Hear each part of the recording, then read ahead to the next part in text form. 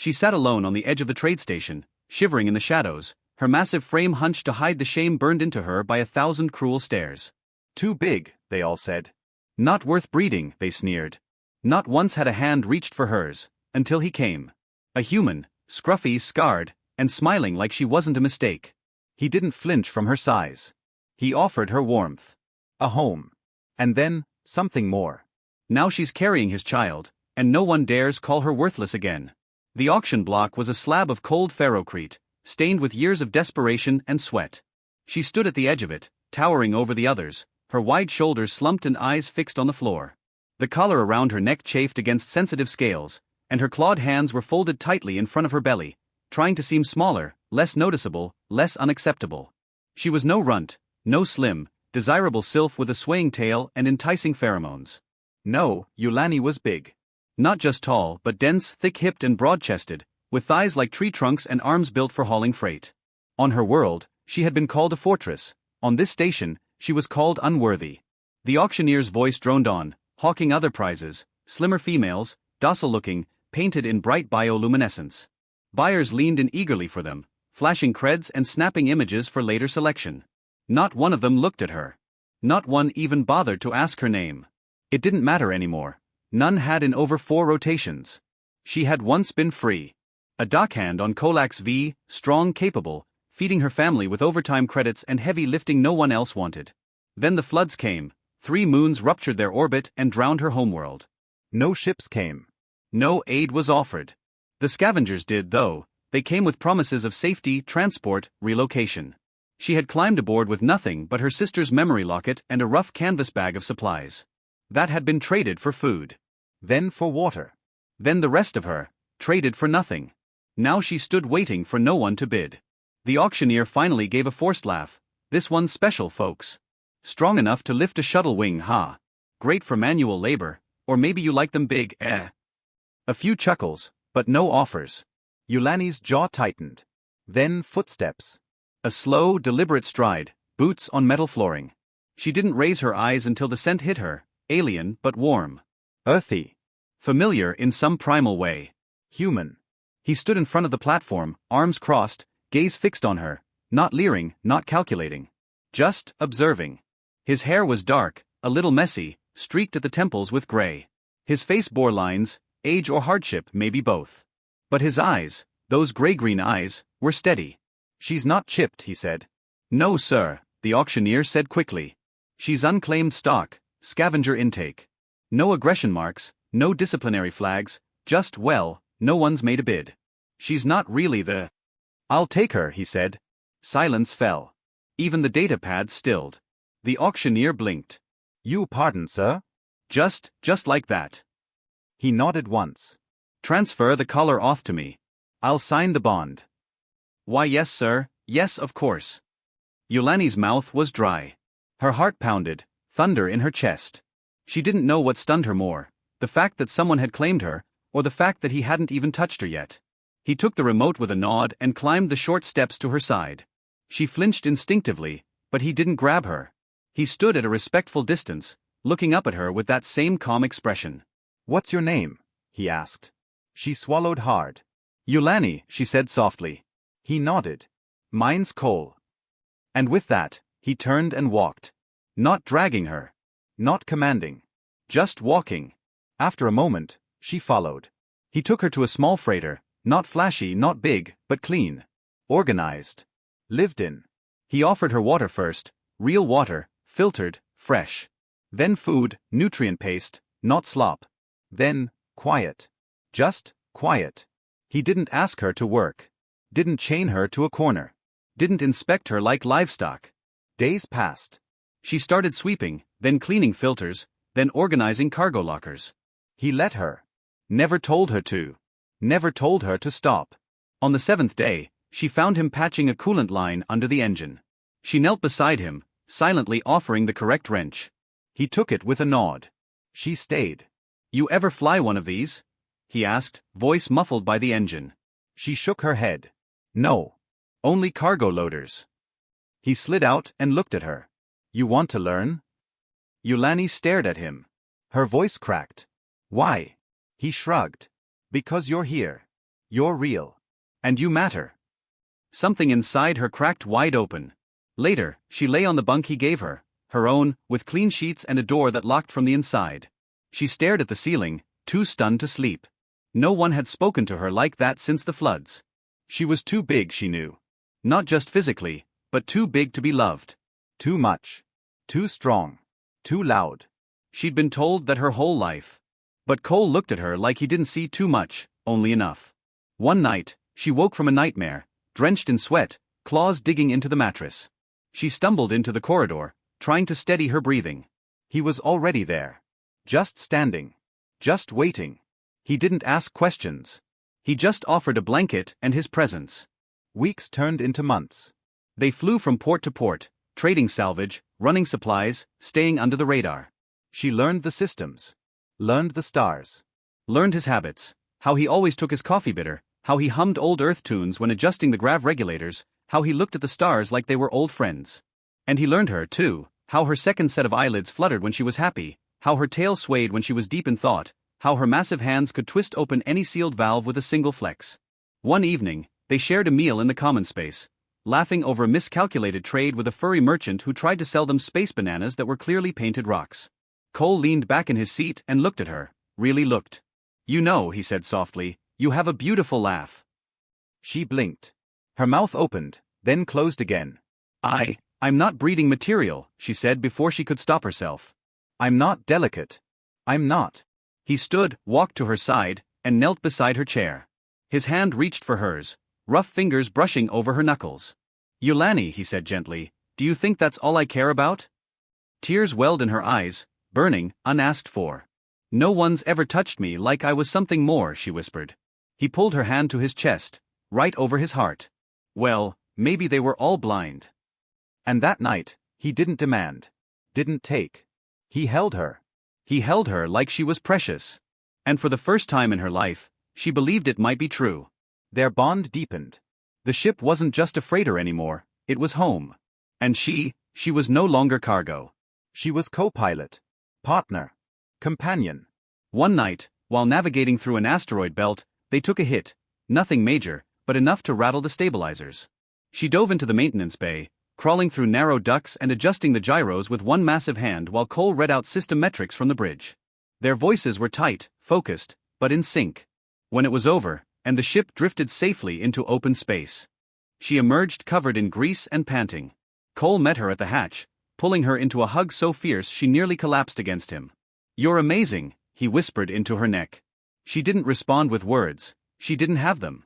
She just held him back, her arms wrapped tightly, as if letting go would make it all disappear. Later, when the stars blinked outside the viewport and the ship was quiet, she touched her own belly, wondering what it would feel like to be full of life. She didn't even know if it was possible, with humans.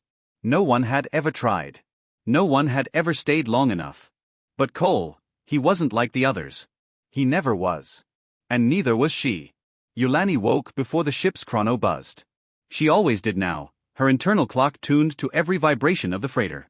She shifted her massive form out of the bunk gently, mindful not to disturb the man who now shared her bed as though it were the most natural thing in the world. Cole slept soundly, his arm still resting where it had curled around her hip in the night.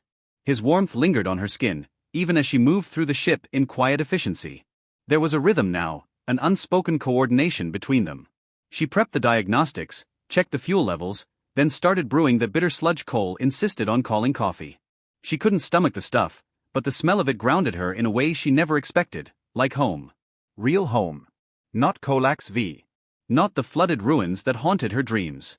This place, this metal bird drifting through space, it was hers. She was recalibrating the rear stabilizers when she felt it again, that subtle twist in her stomach. Not pain. Not hunger. Something else. She placed a clawed hand over her belly, exhaling slowly. It had started days ago, barely noticeable at first. A flutter, then a pressure. Now it had shape. Presence. She hadn't said anything to Cole. Not yet. Not until she was sure. Later over breakfast, she watched him, how he joked about the glitchy NAV system, how he teased her for organizing the pantry alphabetically, how he gently brushed grease from her cheek without thinking. She wanted to tell him. She nearly did. But fear gripped her. What if he didn't want this? What if humans couldn't accept it? What if it wasn't even his? But it had to be. She hadn't been with anyone else. She hadn't wanted to. They were halfway to Mirrorlee Station when the scanners picked up a signal, distress code, faint but clear. A civilian transport vessel had suffered an electrical failure near the Draken Ridge Belt. The message looped, engine failure, passengers aboard, requesting aid. Cole didn't hesitate. He never did. Strap in, he told her. We're going in. She took the co-pilot's seat, her seat, and fed power to the auxiliary thrusters. They angled toward the ridge, weaving through debris fields and magnetic interference. The stranded vessel floated dead ahead, a small family-run shuttle, according to the ID ping. They were trying to run cargo between colonies and hadn't upgraded their shielding in years. They docked manually. Cole suited up, so did she. Despite his objections, she insisted on going. You don't get to play hero alone, she said, with a quiet growl that masked her concern. The inside of the shuttle was a wreck, panels sparking, smoke in the air. 3 passengers, 2 adults and a child, trapped in the rear bay. Yulani smashed through the crumpled bulkhead without a second thought, her powerful frame absorbing the damage the collapsing ceiling tried to deliver. She carried the child out herself, shielding the little one in her arms while Cole guided the parents. Back on the freighter, the rescued family wept in relief. Cole patched their injuries. Yulani offered them rations and clean air. They looked at her with awe, half afraid, half grateful. You saved our son, the mother said quietly. They said your kind weren't safe. Yulani met her eyes. Neither is space. But here we are. That night, Cole stood by the observation window, arms crossed, face drawn with quiet tension. You knew what you were doing, he said, not looking at her. You went in like it was nothing. She stepped beside him. It wasn't nothing. You could have been hurt. She touched his arm. So could you. I'm not made of glass, Cole. I'm not fragile. He turned, eyes locking on hers. I know that. But you mean something to me now. Everything, really. She inhaled sharply, then placed his hand over her belly. I know, she said softly. And so will this one. His hand stayed frozen, then twitched. His mouth parted. He began. She nodded. It started a few weeks ago. I wasn't sure. But now I am. He didn't speak. He just pulled her in, burying his face in her neck, arms around her middle. His breath was shaky. Her tears were silent. They rerouted to a medical station to confirm cross-species compatibility scans, fetal imaging, biochemical mapping. The results were astonishing. The child was viable. Thriving. A genetic mix of both species, anomaly, miracle, whatever word the doctors used, it didn't matter. Cole beamed. Yulani couldn't stop shaking. I didn't think I could be a mother, she admitted in the ship's dimmed cabin later. I didn't think anyone would want me to be. I didn't think I'd be a father, he said. Not again. She looked at him. Again. He nodded slowly. My wife, human. She died 10 years ago. Complications during birth. Lost them both. Her breath caught. She reached for his hand. He didn't pull away. That's why you were alone, she whispered. And you? He asked. My family drowned in the flood. My sister, her hatchlings. I was the only one strong enough to survive. And the galaxy punished me for that strength. Not anymore, he said. They didn't speak of it again, but something deeper rooted between them. The pregnancy progressed, slow but steady. Yulani's body adapted remarkably well. Her species biology was robust, her frame already used to heavy burdens. Cole adjusted the ship's gravity to ease pressure on her joints. He cooked now, badly, but with heart. She laughed every time he burned the protein bricks or confused spice ratios. It was clumsy, but it was love. When they reached the outer colonies for trade, Yulani stayed aboard. Too many stares. Too many whispered comments. Too many assumptions. Even now, Doc Hands looked at her belly and scoffed. Who'd knock up one of those? She overheard one say. Cole heard it too. He turned. One punch, clean and fast, dropped the man like a sack of flour. That's the mother of my child, he said. You'll speak with respect. Back on the ship, Yulani stared at him, speechless. I'm not letting anyone make you feel less again, he said. Not ever. She didn't need words. She just took his hand and placed it on the rhythmic thump beneath her scales, steady, growing, undeniable life. The labor hit on the edge of the Varelian belt, light years from any port. Yulani gritted her fangs and roared once, a deep guttural sound that shook the walls. Cole didn't panic. He sealed the cockpit, activated the emergency medical suite, and stayed with her, whispering steady encouragement, rubbing her back, catching her tears on his hands. She thought she would break. Her body was not built for this kind of birth. No one had ever studied interbreeding between humans and her species. She screamed. He never flinched. After hours, agony and fire and blood, the child emerged. Not human. Not alien. Both. Beautiful. Small but strong. Scaled skin, soft patches of hair, tiny claws, Cole's eyes. Yulani collapsed, but not from exhaustion. From awe. Cole wrapped the infant gently in thermal blankets, cradled them close, and sat beside her. You did it, he said. You brought them into the universe. She reached for the child with trembling hands. We did it, she whispered. The months that followed were unlike anything either of them expected. The galaxy, of course, was slow to change. Prejudice doesn't vanish with a birth. But stories spread. Traders whispered of the human who defended his alien mate with fists and fury. Of the massive woman who carried life no one thought possible. Of the child born of two worlds, alive, laughing, growing stronger each day. Offers came, scientists wanting to study them, governments requesting interviews. Cole refused most of them. My family isn't an experiment, he said. They settled, eventually, on a private moon orbiting a gas giant in the Keton Reach. Remote. Peaceful. Yulani tended a garden. Cole repaired broken ships. The child, named Riva, chased insects, broke tools, asked impossible questions, and insisted on sleeping curled between them every night. Sometimes Yulani would sit by the window, staring out at the stars, massive arms wrapped around her knees. Cole would come and sit beside her. You still don't believe it, do you? He'd ask. She'd shake her head. I was unwanted scrap, Cole. Nothing. And now. He leaned in, kissing the side of her jaw, where the scars from the collar had finally faded. Now you're everything. And she was. Not too big. Not too alien. Not too strong. Just right, for the man who saw her. Loved her. Chose her. Forever.